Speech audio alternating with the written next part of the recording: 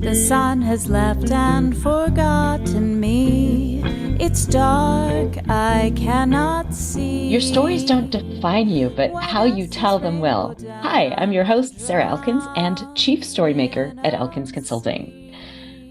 I just want to remind you, listeners who are interviewing for jobs or podcasts or anything where you really want to nail the interview, the Get Hired Job Interview Storytelling course is really good for any time you need to share the right story at the right time.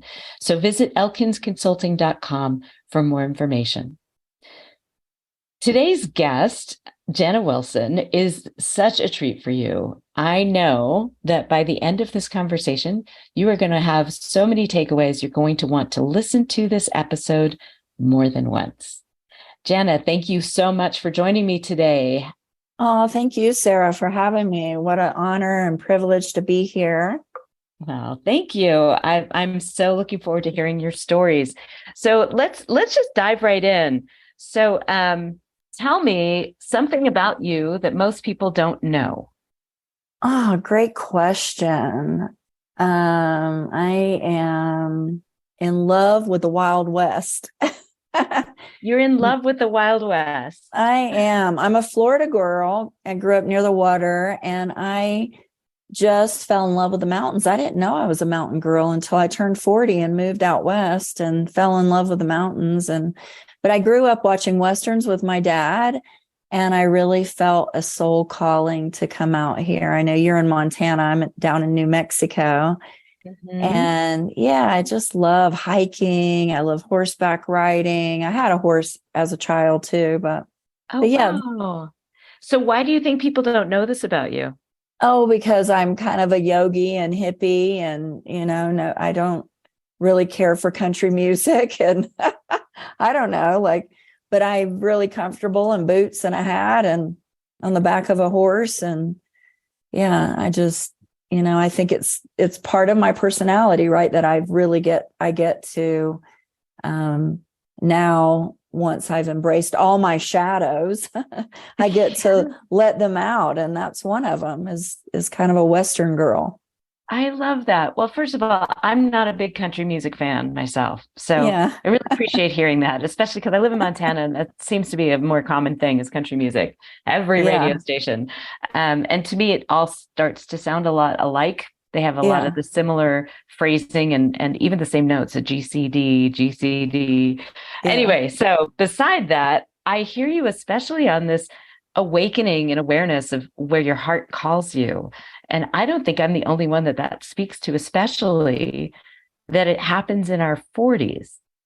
So yes, I completely understand this idea of finding this new aspect of yourself that's probably been there all along, but that you're finally acknowledging and embracing in your 40s. So in that context, here you are in the mountains. You were called to the mountains of New Mexico, which for our listeners, mountains of New Mexico, even Albuquerque, is about a mile high in altitude. So even though it feels like desert in a lot of it, the mountains of New Mexico are famous and stunningly beautiful. Yeah. So in that context, tell me about something that you do, like your income producing activities. Tell me a story of something that recently inspired you about your work. Well, I just wrapped a group retreat in San Diego, where I worked with 34 women. My husband and I lead these group intensives. We also do private work and small groups for men. I've been doing this work for 19 years, but what inspires me, something recently, anytime I'm working with somebody who's really willing to get to root cause, my work isn't about top down. It's really about looking at, I think Western medicine is so fixated on top down. One of my teachers, Deepak Chopra, who I trained with and worked with, he would always say that Western medicine is really practicing quackery. And quackery is when you're addressing symptoms and not the root cause of what's wrong. I'm depressed, give them a pill. I'm anxious, here's an anti-anxiety. So my work and what inspires me about what I'm doing is really supporting people more than traditionally than talk therapy to get to the root cause of what's going on, where it's held in the body. So at this latest retreat, an inspiring story was a woman came who her son, she was from Washington State. He had 21 years old, freak accident with his grandpa. They were chopping down trees. A tree fell on him and he died. And I normally don't work with people in real crisis because they're not coherent. You must have someone who's really coherent, meaning they're out of stress response and they can really take in the information, because I'm an emotional healing educator. So I am really teaching people tools and practices similar to what you do, Sarah, really practical, interpretations of pretty deep teachings like shadow work and such. But this woman who came, she had about 1.5 years of grief, because grief is a process. But through going through the emotional healing system and all that we teach, she was able to really realize that the way she's going to heal is going to add to her son's memory. I think often when people lose someone, they may think like, if I'm happy, it's negating the memory. I should be mourning every day. And that's how she was feeling. So she had a huge breakthrough, and it was just beautiful. You see these people when they come and they look so different when they leave. Their morphology, everything's different. Right. Just their posture alone is noticeably different. Yeah, they have a twinkle in their eye. I don't like to use the word hope, because one of my favorite Buddhist teachers, Pema Chodron, always says, abandon all hope. Right. Hope is a beggar. It's a grasping. And yes, I know biblically it says, it's one of the, the greatest attributes. But when you really break it down and unpack it, you see that hope is an attachment to something. What if you're hoping for something that's not in your highest good? Right. You don't want to be hoping for that. So they don't leave with hope. They leave with confidence that they have tools now that they can apply to their life and create transformation and continue to create transformation. Right. One of my good friends quoted this, and he doesn't remember where he heard it, so I have no idea where it came from, but he said, hope is not a strategy. And what I love about what you're saying is that you're giving them strategies, you're giving them tools, not for hope for the future, but for intention in the future. Yes. You're not tied to an outcome. You're not investing in an outcome. You're investing in the process. Exactly. And intention is such a key word, because it is a universal law. Our intentions have infinite organizing powers. So when we get very clear and intentional with this intelligent universe that we live in, and we put our intentions out for the future, what we desire, but with detachment, right? Because again, we recognize that it may or may not be in our highest good. That's why we have sayings like, be careful what you pray for. Mm-hmm. Yes, I definitely have heard that before. It's so fascinating to me because I think a lot of the people who could benefit from your work are the ones that won't. I think about this a lot in like my friend Heather Younger just published her 3rd book, fantastic, The Art of Active Listening. It's such a good book, and it just gives you a good framework for listening. I've always thought I was a pretty good active listener, but reading this book gives me more structure for what that can look like. Again, bringing more intention to the act itself. Right. And we were talking through the title of this book about 1 year ago as she was working on it. And a bunch of us in our tight community through the No Longer Virtual Conference, a bunch of us were in a room talking about this title, and there were lots of cool titles coming out of our mouths and things were really interesting. And at one point I said, well, that's all well and good, but that's so touchy-feely. The people who really need to read this aren't going to pick it up. And she said, her publisher that's been doing this for decades, that is very, very successful, said, you write for the audience who will read it. Right. Don't write for the people who aren't going to read it. Write for your audience. And then that takes on its own, let's say, pulse, so that when the right people are reading it, they will share it with the people who need to read it. And eventually it will catch on to the people who need to hear the messaging. So when you think about what you do, how can we combine that? I guess I'm thinking about the woman that you first mentioned, that you usually don't work with people who are in crisis. So she must have been past that point of, I can't even think anymore. Right. She wasn't crying constantly. There was certain, things we're looking for in the pre-interview. In our group in our group intensives, we don't do a lot of vetting. We do have staff members who check in and make sure these people are, really ready for the intensive, because it is an intensive. We're doing a lot of hypnotherapy processes. We're taking them back to childhood, to developmental trauma. So they're unearthing a lot of false beliefs and narratives they created when they were 4 or 5 years old, and, bringing light to their shadows, doing mirror work. It's confrontational for a lot of people. So it's, it can be quite frightening. And you're right. The average person, let's face it, there's more people walking around on the planet that are young and baby souls. They're not mature old souls. They're not interested in, why am I here? What is the purpose to all this? What legacy do I want to leave? They're most of them in their defense are trying to put food on the table and a roof over their head.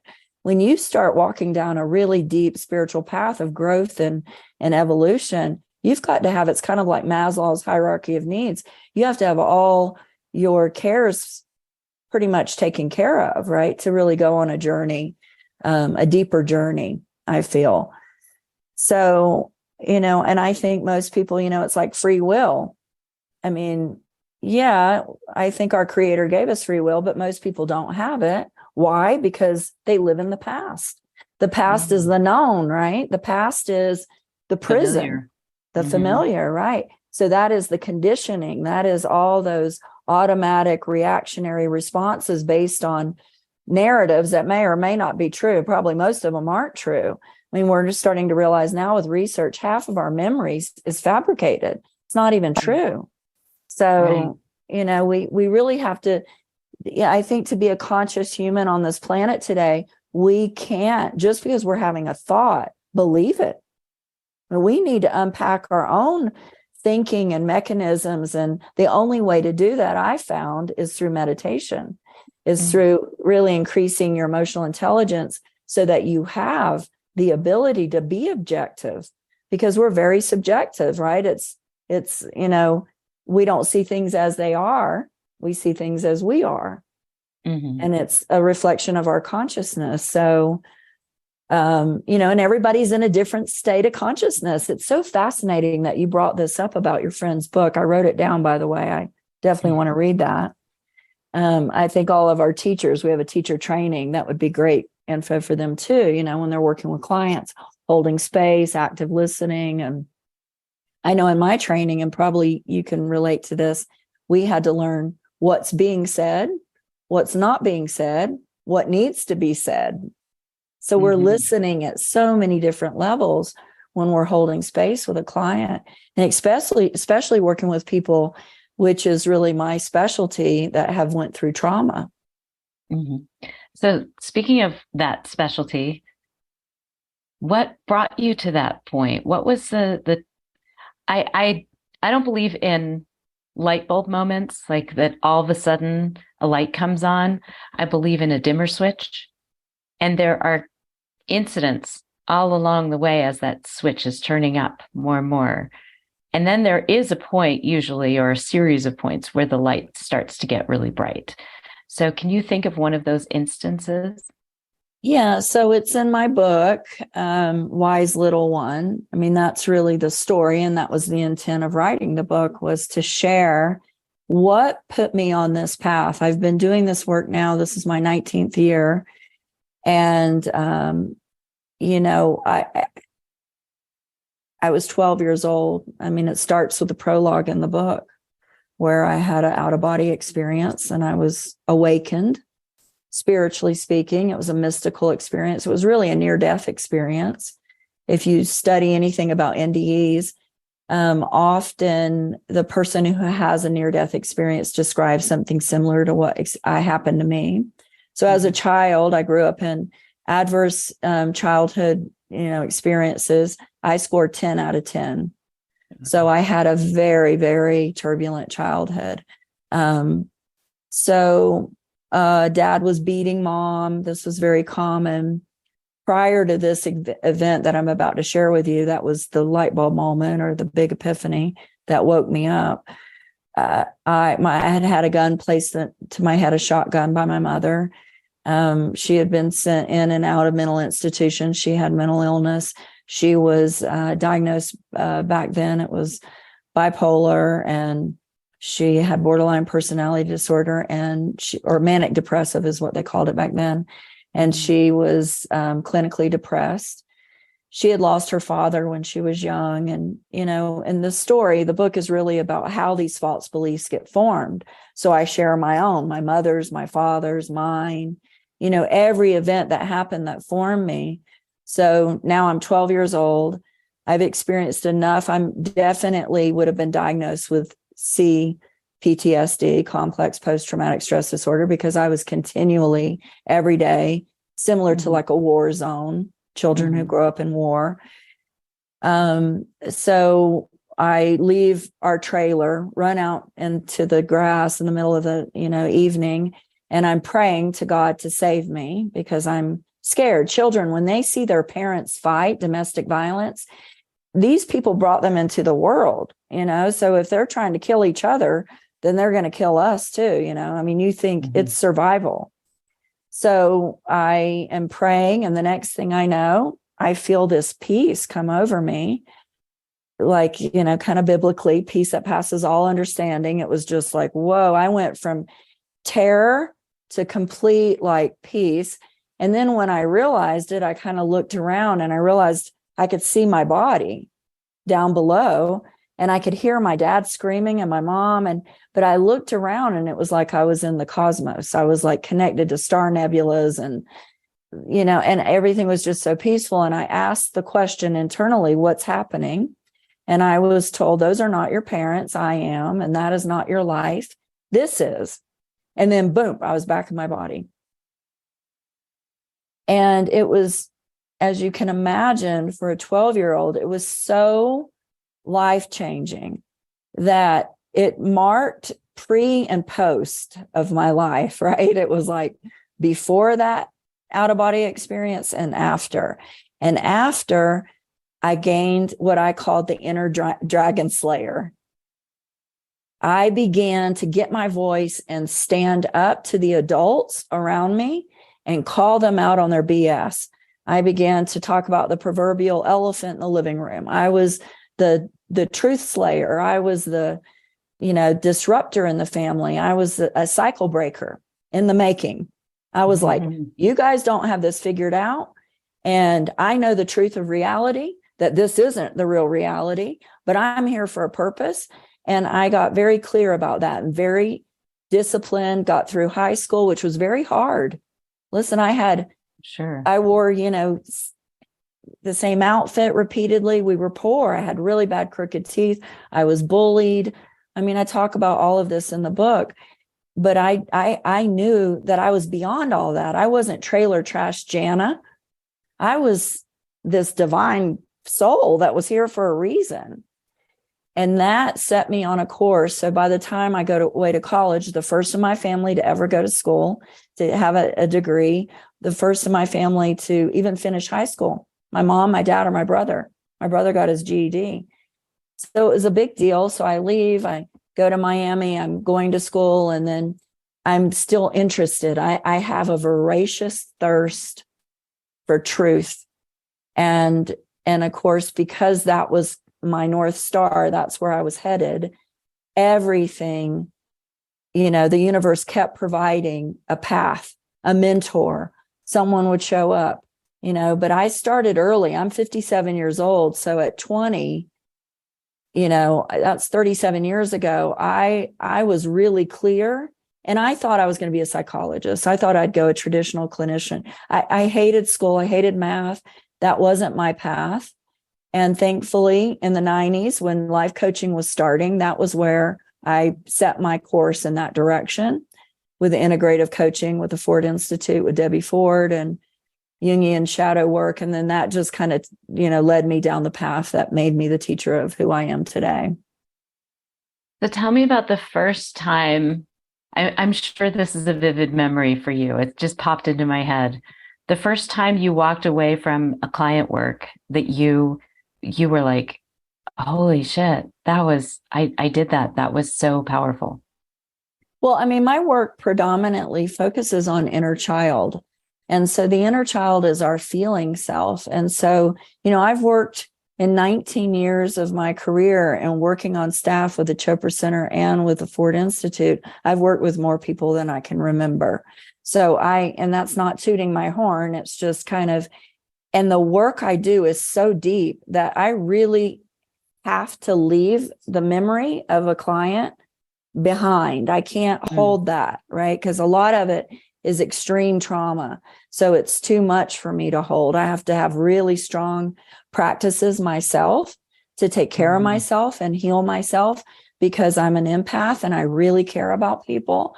And I want for them to connect with their inner child and to make that connection and to see themselves as the innocent, deserving, lovable, child that they really still are as an adult. They've just lost sight of it. So, I'm a pretty tough teacher. If you read any of my testimonials on the website, people will say that, but I firmly believe from my own process, if it doesn't challenge you, it doesn't change you. So I am never afraid to I don't step over anything in the space, right? I talk about everything. And if I have a client who's withdrawing and not able to do that, creating safety is important, right? It's the most important thing. But, some people, still can't make it. So, yeah, I've certainly sent people packing. I mean, we do residential retreats. This doesn't work. And, I've moved, but now that rarely happens anymore. I have to be detached in group retreats. You give so much of, and I've been doing it so long, it's like stream of consciousness, right? So I'm just pouring out all of this knowledge, trusting that who has ears to hear will hear. And then the rest I've got to let go. And that's my work. And it's not easy, Sarah. I mean, because there is an attachment. I want them to get it, and maybe that's my ego. Maybe that's my ego saying, oh, it makes me a better teacher if they come to me and say how life-changing it was. That happens every time. But if I get one person who didn't like me or didn't get it, or, I'm human. It bothers me, right? It's like that Rumi poem, admit it. Every person you meet, you secretly say, love me. In the end, we only want to love ourselves, but it's a journey. It's not a destination, right? And loving and accepting ourselves is a lifelong journey, especially when we're in the role as a teacher, because I've been with so many teachers that presented themselves as arriving, and I got close to them and I went, wow, they really haven't arrived. They still got a lot of work to do. Isn't that funny? Yes. And it doesn't matter what the credentials are. No. I'm finding that more and more. I've been helping people with hiring processes and looking at what kind of strengths you're looking for to fill gaps on your team and that kind of thing. And one of the things that I've been working with is the Lou Adler's framework for hiring, which is rewriting the job description. So you basically remove the laundry list of credentials that you're looking for and this much experience, and you start looking for the actual behaviors and activities that they can do and that they're expected to be able to do and that they're expected to contribute in the first 30 days, the first 60 days, the first year. What have you done that looks similar to this? Because that will be a better indication of your success in this role than whether you have the right credential. Right. So I was thinking, I had a lot of teachers in college that had PhDs that were crappy teachers where their graduate teaching assistants were much better at actually teaching concepts, even if they didn't have the credential. So when you think about that, and where does that take your story when it comes to understanding that need for continual growth and seeing others that maybe they don't actually think they're there, but they give the impression that they think they're there? Well, I think it's important to come from a place of authenticity. One time I was at Esalen, which is a renowned retreat center in California, in Big Sur. And in the teacher's lounge, there was a sign and it said, be careful. If you go slaying dragons, you don't become one yourself. Ooh. And I really took that to heart. I thought, okay, how can I show up on a stage or face to face, personal with a client, and really, without exploiting myself, without making it about me? Because in the type of work I do, it is very therapeutic. It's educational, but there is a therapeutic process to it, right? And I'm not a traditional therapist. So I'm working with modalities outside that framework, but I still want to honor that there are certain ways to, progress with a client without sharing too much of myself, making sure it's pertinent and relevant for the client to understand. But I think it's one of the greatest compliments that clients and students will give me is you're down to earth. And that's what I shared in my book. I didn't hold anything back. I shared about my affair that I had on my ex-husband. I shared about being raped. I shared, all the abuse from childhood. I shared, things that it took courage. And yes, I've healed it, but, it wasn't an easy thing to live that wide open and that transparent. Mm-hmm. But I feel like when we do, there's another Rumi poem. He talks about this open secret. We go through life and we meet someone. How are you doing? Oh, great. How are the kids? Great. How's the new job? Great, great, great, great. And we leave these interactions. They're innocent, they're benign, but we didn't really connect on a deeper human level. We left feeling like, why do they have all together and I'm over here a mess? It's the social media. We only put the nicest stuff. We need more humans doing deeper work that can be solely authentic to say, when somebody says, how are you doing? I'm struggling today. I don't need to get into the gory details, but say a prayer for me. Or, why do we have to lie and hide our deeper hunger, our deeper neurosis, our deeper, yearning? That makes us more separate. And I think that's what's happening in the world today. Of course, even with social media and everything, with the internet, is there's so many people having relationships with people that they've never even met through the internet, right? Like we need more community and connection. Mm-hmm. And that happens through, I think, transparency, to answer your question. I would agree with that. One of the things that just popped into my head is when people aren't in alignment online with what they do in person. They say all this stuff online, but then face to face, they're not at all the same person. I'm always surprised by that. I don't know how that's a thing, but it's definitely a thing. And my first thought was people who talk about being kind and, they spew all this stuff about kindness and put all those memes up. And then you see them at the Starbucks really being rude or dismissive or being on the phone while they're trying to talk to somebody who's serving them. And it's just like, wow, that just doesn't seem in alignment to me. But remember, we're wabi-sabi. So wabi-sabi, that Japanese term that means perfectly imperfect. So, we're messy. We're all bozos on a bus, as Wavy Gravy, the MC of Woodstock, would say. We're no matter how cool and how nice our clothes are and car is, listen, we're all a mess. It is hard being human. It is a difficult experience. And that's why, my husband's a physician and he is really interested in physician well-being because they're very, their suicide rates high, their depression. I mean, they struggle. Mm-hmm. And then they struggle to admit it, right? Because they're the They're healer. supposed to have the answers. Right. And so his, focus and niche is really in physician well-being. And in doing so, he says the reason why they struggle is they lack spiritual practice. So this emotional healing system that certainly I put together, I didn't create, it comes from 6,000-year-old teachings from India that I learned with Deepak.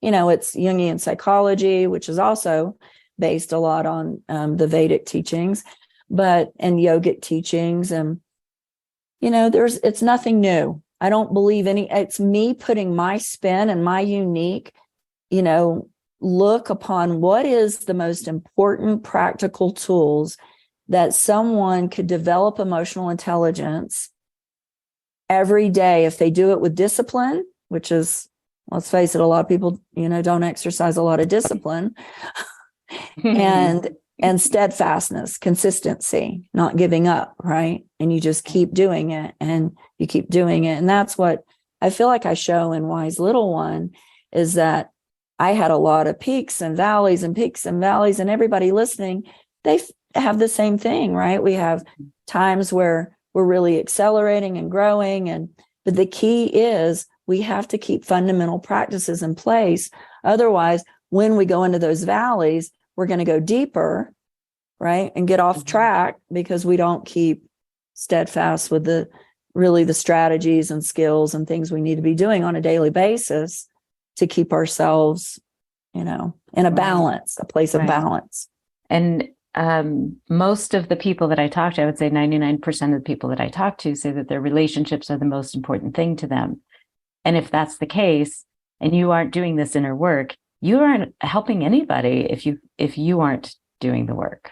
Absolutely. So I came up with 6 ways to love yourself. And I teach students this because, self-love is kind of like this thing of like, I go to the spa or, get a pedicure or manicure. It's so much more, right? It's emotional. Let's the love languages, right? Words of affirmation, acts of service. Like, think about what is your love language and give it to yourself. But emotional, how are you speaking to yourself? Are you honoring your emotions, AKA your inner child? That is the emotional self. Why do we relate with the inner child as the emotional self?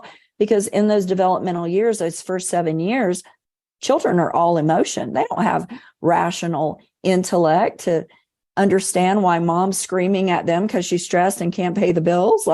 They personalize everything, right? Everything is emotional. So emotionally loving yourself, listening, honoring your feelings, physically, eating well, exercising, moving your body. And there's this, this is kind of a little controversial what I'm about to say, but there's this idea that, I can weigh 300 pounds and I love myself. I don't agree with that. I know that people use food as an addiction to bypass emotion. And so when we're not moving our body and honoring our body, this one miraculous machine that we get for maybe 75, 85 years, and taking care of it, that's not loving. It's unloving. And relationships, being in relationships that mirror the love that you give to yourself, as you said. If I'm in, if someone called me early in my career, I remember this lady called me and she said, I'm working all the time. I'm 63 years old. My husband's 78. So she was married to an older man. He's retired. My mom's in her 90s and I'm taking care of everybody and I'm stressed. And I said, okay, my feedback for you, I was kind of really blunt back then, that's sometimes the only way somebody's going to hear you. But go ahead. I said, I said, so you need to embrace your irresponsible. And she's like, what? Did you not hear anything I said? I'm taking so much responsibility. I'm taking care of everybody. And I said, exactly. You need to embrace irresponsibility. You're irresponsible. Now, she wasn't over her elderly mother, and her husband was fine. He needed to contribute more. She needed to have boundaries. She really had a negative relationship with being irresponsible. I mean, it's not like we grow up and go, oh, let's grow up and be irresponsible, right? But irresponsible, we are absolutely 100% irresponsible over everyone around us. Except our children, maybe. right? Or somebody who's handicapped that we're taking care of. We are helpless over them. We can't control other people. And so, shadow work, the work that I teach with that it's so life-changing, right? Because it's really looking at things from a different perspective of how you project onto others things that you can't see in yourself. And so in the mirror of relationship, if I'm with somebody who's verbally abusing me, what do I know about myself? I'm verbally abusing myself. Or I wouldn't be in a relationship with somebody verbally abusing me, right? If somebody's emotionally disconnected from me in my relationship and I'm complaining, the first thing I would say as a coach to them, where are you emotionally disconnected and unavailable to yourself? You're not listening to yourself. You're not honoring yourself. You're not advocating for yourself. You're not speaking up. You're not setting boundaries. Somewhere you are emotionally disconnected from, AKA the inner child, your feeling self. Mm-hmm. And so this person's mirroring to you. They're not available either. Mm-hmm. Like attracts like, right? So the 5 things? Yes, there's 6. So 6. Emotion. Thank you for bringing me back. Emotional, mm-hmm. Physical, spiritual. What's your spiritual love language? Like, are you meditating daily? Are you spending time in nature? Do you have a prayer practice? Do you have devotional practices? What are you doing to connect beyond the material world? Essentially, mm-hmm. It doesn't have to be religious, right? I'm not religious. Just what is your spiritual connection? Then financially, listen, children do not thrive in environments where they're worried, there's not enough. Right. Believe me, I know. I grew up in that. So we need parents. We need to be that parent for ourselves where we're good stewards over our finances. Organizationally, children also thrive in organized environments. What does they say? Cleanliness is next to godliness. Get in the car of somebody with, crap all in their car, a lot about them. If it's not clean and, kept, so it's, physically, emotionally, spiritually, organizationally, financially, relationships. Those are the ways. And if you ask yourself every day, I tell students, put them on a wall and ask yourself every day, how am I going to love myself today emotionally? I'll do a tiny habit. That book, Tiny Habits? Mm-hmm. Yeah. Brush my teeth, right? Brushing my teeth. Hi, Jana. You're a good person. You're doing a great job. I really love what you're doing with your clients. I'm so proud to be you, and, keep up the great work, giving myself that proverbial pat on the back, right? I attach it to brushing my teeth. That's my emotionally, connecting with little Jana and giving her that you're a good girl. I could even see a practice, if that's too awkward, a practice of acknowledging a win, as opposed to saying, I'm a good girl, saying, yesterday when I did not take the bait when my teenager tried to get me into a fight, I'm really proud of myself. Yeah. That was hard. And I did that. I did a hard thing and I'm proud of myself. Yeah. And really looking at yourself like you're a badass. You rock. Yeah. You look at what girl. You just did. Like, yeah. And I know the day before you weren't successful with that, but look what you did yesterday. And maybe tomorrow you'll fall back a little, but the next day you'll be able to handle it again. And I'm always looking for evidence through story of those things. So I think all 6 of those you could start. Maybe, a lot of people benefit from gratitude journals. They're such an amazing tool to help people start to see the good in their lives. And of course, neurologically, once you start looking for them, your brain starts to see them even before you start looking for them. So you're generally a more satisfied person when you keep a gratitude journal. But I would even say that in order to identify those 6 habits in your life and make sure you're doing them every day would be to keep a satisfaction journal, which is homework I give to StrengthsFinder clients when I'm working with them. And that means finding the evidence every day of 2 things that fed one of those 6 or 2 of those 6 things. Maybe you have more. No, I love that. Maybe you're feeding your spiritual well-being by saying, oh, I'm so satisfied. I took a 10-minute walk today. I wasn't going to do it. I didn't really have time, but I made myself do it. And not only did that satisfy my spiritual feeding, but it also satisfied my moving my body feeding, because I was out in nature for 10 minutes. And maybe tomorrow I can do 15. Exactly. Look for the evidence so that you can see that you are already feeding it. Because if you don't look for that, you end up seeing all the negative instead, because that is outsized for the amount of space that it takes up in our brain. Do you I hear? agree. I don't know if I made that clear, but and talking about gratitude too, it's, gratitude holds an emotional signature in our body. When we're feeling it, something's happened, right? Because the brain doesn't know the difference between something that's happened or something we're imagining. So if I'm feeling grateful for something before it's happened, then I'm using the power and the energy of that high frequency feeling of gratitude to show my mind something that I want to see. So, affirmations are kind of old technology. It's like I affirm something in present tense that I desire that maybe I'm not experiencing, right? Mm-hmm. So, but if I shift that to a statement of gratitude, when I think about being financially debt-free, say, if I say an affirmation, I am debt-free, then, and I'm not, then there's a part of me that's like BS, right? Mm-hmm. I offer up resistance. But as soon as I say, I feel so grateful when I think about being financially free and having the freedom to travel and do all the things I want, and money not being an issue and being in abundance. I feel so much gratitude. When I take myself to that future potential with that emotion, then that's when things start to open up, what Carl Jung called synchronicity. So it's, synchronicity is meaningful coincidences begin to happen. Yes. I love that you just brought this in, because we talked right before I hit record. I said something about the kind of coaching I do. It's very practical. I don't consider myself really touchy-feely woo-woo.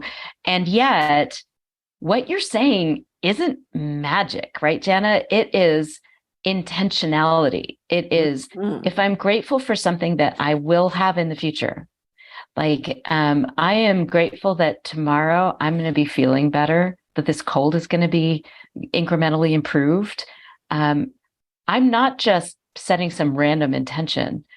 This means that most likely my brain and heart are going to combine to drink the water that I need to drink to flush the system, to take my multivitamins, to get some sleep, to do the things I have to do, because I've set myself up to do those things by having this idea in mind of what I'll be grateful for in the future.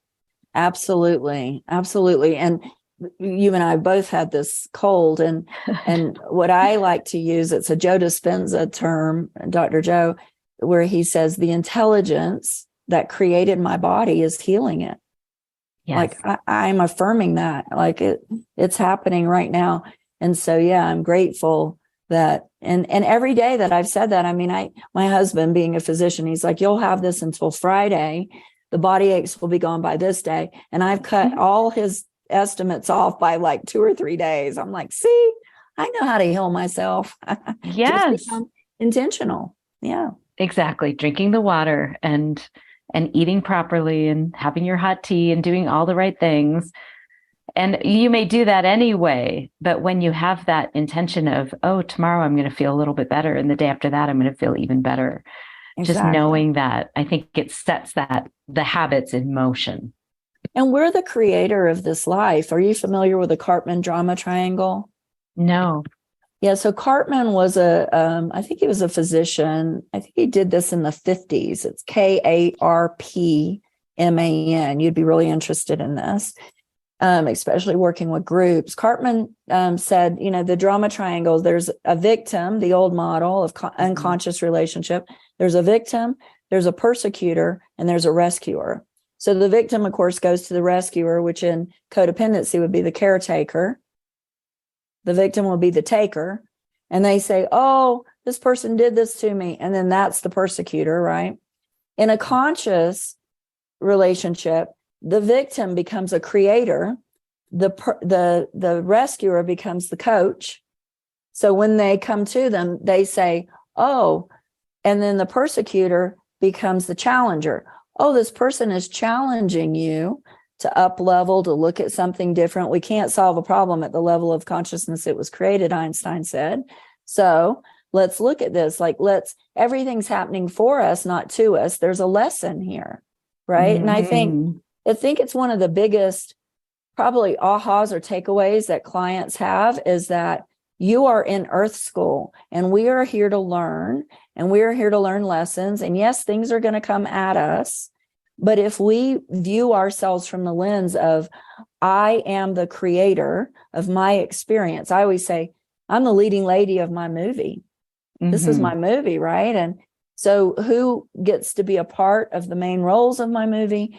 How am I going to orchestrate this movie? But everything that's coming is happening for me to grow and to evolve, because that's what we're here to do. Continue to evolve. I love that meme. You've probably seen it before, where it says, if you knew me a year ago, allow me to introduce myself, because my growth game is strong. Yes. I love that. Yeah. And part of me, I like the meme because it acknowledges something about ourselves when we want to do that, when we have that intent. And the other part of me wants to tell people, don't tell people you've evolved. Show them. If you have to tell people, oh, this is the new me, you're probably not doing it right. Yeah. It's true. So it'll show, right? It's like writing a book. They kept saying to me, the developmental editor, when I would send her my writing, she would say, show me, Jana, don't tell me. Show me. So I would, because the book reads like a novel. So I have to show the reader I have to put you in the experience. And I think I do it well. Sometimes, this is my first book, and I think I did a pretty good job at doing that. But yeah, it is difficult. You're right, to show and not tell. Mm-hmm. And that's where the stories come in. That's why your narrative is so powerful. Mm-hmm. Jana, this has been such a treat. It was kind of a wild card for me. I didn't know what to expect. I read the part of your book, but I didn't have a chance to read the whole thing, and I can't wait to get back to it.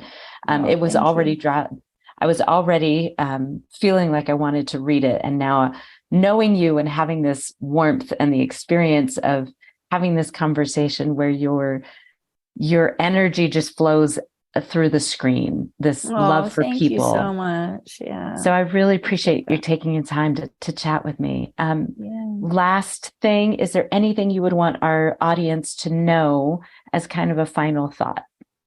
Well, just about the book, it'll be released on my grandson's birthday, July 12th. It'll be on all platforms. And if people are interested, in my work or anything I'm doing, then go to janawilson.com, or you can go to Emotional Healing Retreats. We have a retreat coming up in September in Florida.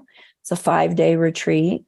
And we would love to have, any listeners, if you're ready to do a deep dive into your psyche and explore, and come out, the other side. It's always, would love to have more people at the group retreat. So, and where in Florida is that? It's on Hutchinson Island, which is South Florida. You fly into Palm Beach International. It's about an hour from the airport. It's on a little island, very uninhabited, quiet, and at a beautiful resort. I've been doing that there for 14 years. Oh, wow. So, yeah, it's a great location. Awesome. People love it. Clients love it. So good to know.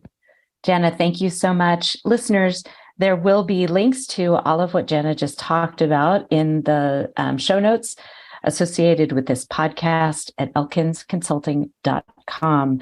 Listeners, it's your turn now. What steps are you going to take to make sure you're feeding those 6 things that we talked about, particularly the emotional, the physical, and the spiritual well-being? What can you do today to acknowledge something about yourself that you can love? I'm looking forward to seeing your comments in the comment section on Facebook, Instagram, and here on LinkedIn. Thank you for listening. Smile, what's the use of crying?